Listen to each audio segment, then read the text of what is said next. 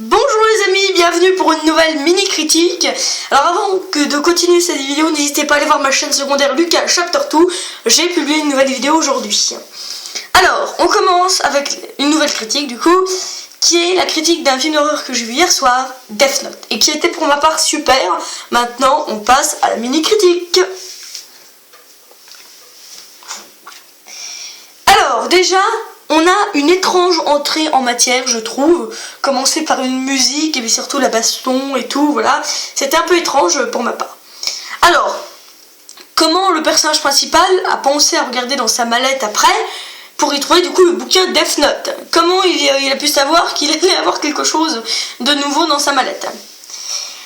L'histoire était plutôt originale, même si à la base elle tient du dessin animé Death Note. Voilà. Personne qu'il va noter trop prévisible, évidemment quand on nous a parlé le père qui a dit à son fils, qui fait plutôt rappeler à son fils que sa mère a été tuée par quelqu'un, c'était sûr que ce quelqu'un allait passer dans le bouquin, hein, ça c'était sûr et certain.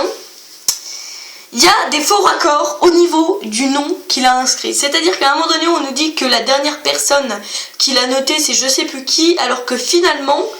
Ah oui, la dernière personne qui a noté, c'est... On nous avait dit que c'était Kevin.